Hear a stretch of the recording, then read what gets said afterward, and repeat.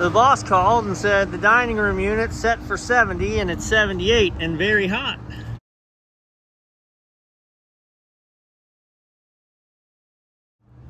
Well, can confirm. This is the unit that had the low voltage short last week. Found the low voltage short, cleaned it up. That's not the problem again because the thermostat is on this time. We got no power. I do feel like my blower's running.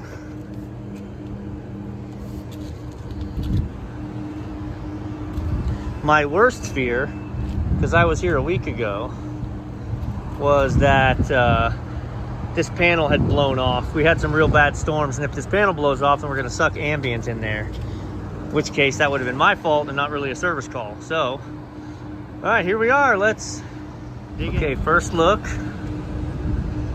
Our contactors aren't pulled in. They don't look all ratty. I do have a red light, so we have power to some degree. We just don't have cooling.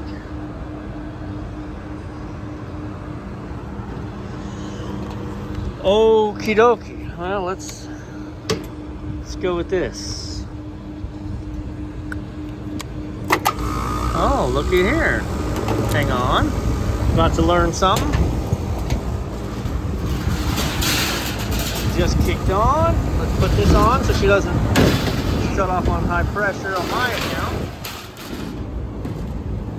It's interesting.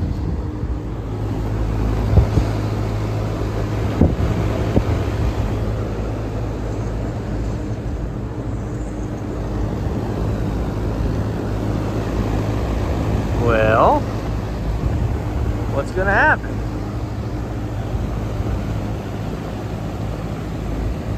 What's going to happen is this unit's going to cool.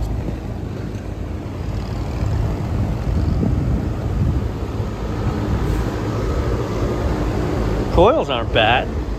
I mean, it's time, but I can feel air coming across them. It's not a real hot day that it should be stressing high temps. Hey, there she goes, and she just shut down. All right, so we're cutting off on high pressure or low pressure cutout. Now we'll take a different approach. Here we go. So I know we're calling, which means if we go from Y to C, we're gonna have 24 volts. We don't have 24 volts, that's fun. We go from C to R, we have 24 volts.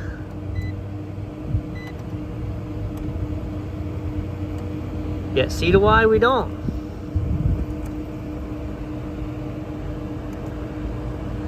This is real wonky.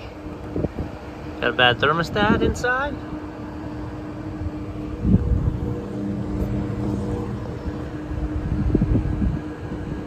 Not calling for G. Wackadoo, man. I was gonna say we're obviously off on a pressure switch, but I can't say that we are obviously off on a pressure switch. So here's how we're gonna test. I've got a jumper on Y. I'm gonna bypass the thermostat and ask the unit to run, and it will. All evidence now leads to a bad thermostat.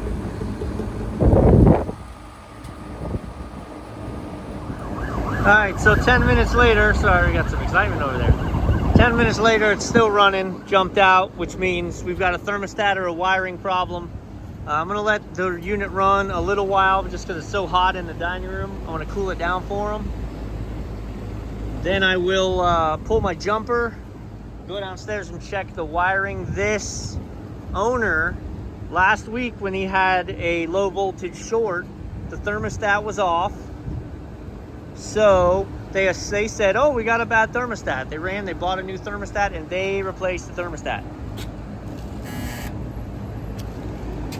Oh, you hear that?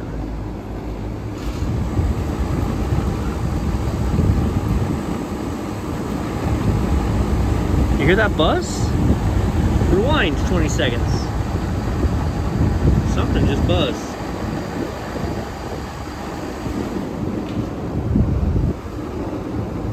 So when I got here, I'm like, great, you know how that is. Now you have to deal with the original problem and the problem they created by rewiring the thermostat. But when I got here, they had actually recognized that both thermostats were blank. That wasn't the problem, and they put the original one back. So at this point, it's been running for a week, no problem. Nobody's monkeyed with it. You know, maybe inside there's just a wire that's loose, but that should be shorting. That should be shorting the transformer if that's the case. No, either way, let me go get eyes on it. Maybe y'all will know, huh? I've gone through and set the date and time. Where if it's on some stupid... No, because the schedule's not right. When this is on a delay. So once that goes solid, then in theory we're calling, and I'll shoot to the roof and see what we can find. Schedule off, yeah. She just should straight be running on. It is 80, it's set for 70. Come on, baby. I actually came to the roof before it kicked over, because at least that way when it kicks on, these Honeywells have literally like a 5-minute delay. All right, I was up here waiting for it. It just kicked on. Now we're just gonna camp out and wait. If it drops out, we're gonna see if it drops out and I lose my voltage on Y. So right now, obviously, from Y to C, we have 24 volts because the thermostat's sending it. The only place we have voltage is red, and then the thermostat controls the rest.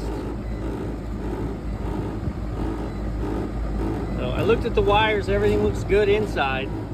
So unless it just keeps coming kind of power cycling. Ooh, boom, that don't sound good, baby. That don't sound good.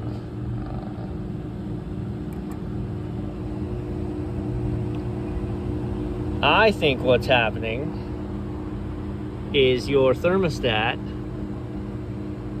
is energizing multiple things at once, freaking out its relays, and that's what we heard buzz, so it shuts down. So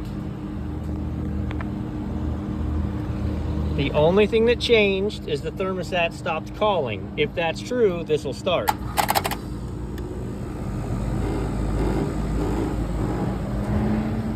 It'll run like this, no problem. And then the thermostat does something weird and it freaks it out. Tell you what I'm gonna do. Because I think last time when it buzzed like this, I don't remember if I had my jumper on it or not. I did not have my jumper on it. What I'm gonna do is I'm gonna unhook red. I'm gonna stop sending power downstairs.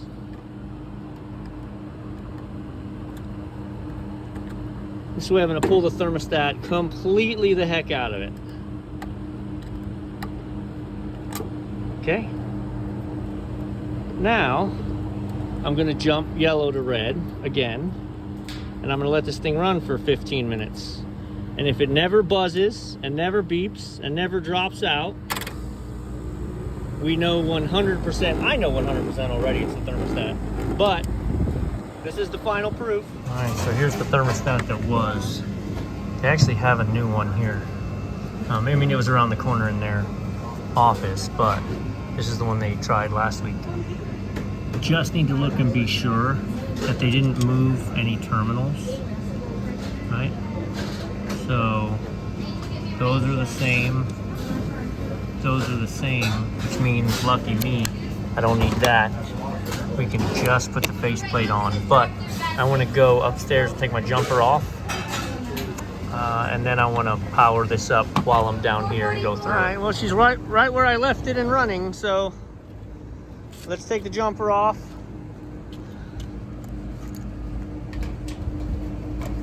Get it back to normal function, get the new thermostat on. All right.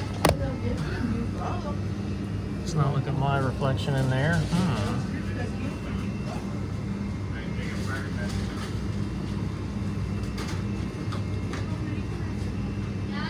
As soon as I plugged it in downstairs, It tripped. Something about the way the old one's wired and the way the new one has to be is it doesn't play. I hang downstairs and I uninstalled the wiring plate and I reinstalled the new one, and still it tripped immediately.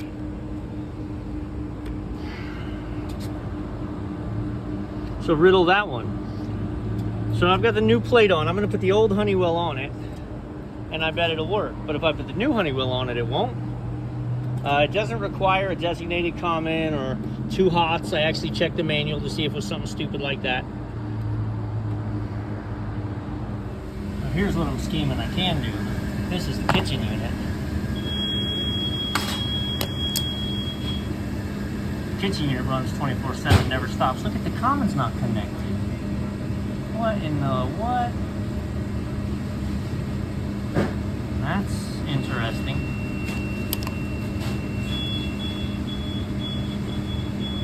I can jump out the kitchen unit and use this one here up front if I have to.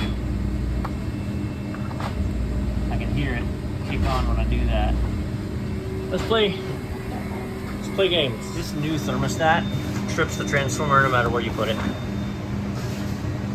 So like this is the brand new one, wired correctly. I put it on the front thermostat and it trips.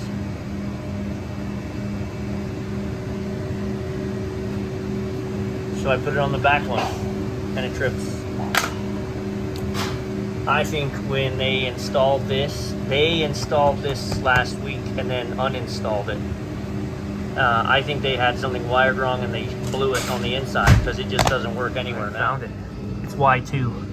The Y2 terminal of this is blown. Y1 and Y2 are hooked up on both, so I unhooked both of them, plugged it in the kitchen, it didn't trip. So I'm like, I wanted to find what zone was. The reality is, at this location, Y1 and Y2 are wired to run together. So I don't need it running 2-stage, so I unhooked Y2 from here. Let's go upstairs and make sure this is gonna run in and kick. I feel like all I done is go up and down, up and down. All right, I got my jumper on, so we gotta pull it. This is probably still on its 5-minute hold. It is. All right. Oh man, my jumper just broke. Not all the way, but it's all wonky now. All right. Now, we wait for the Honeywell hold to wear off, and then we wait for this to run 10 or 15 minutes without the buzzing and the shutdown, and that will be a wrap. This hasn't even kicked in yet while we're waiting. Makeup air. They put the filter access under the screws, so that just kicked on. Look at that. All right, so we're live. Let's see if she keeps running. Look at these guys. Happy makeup air.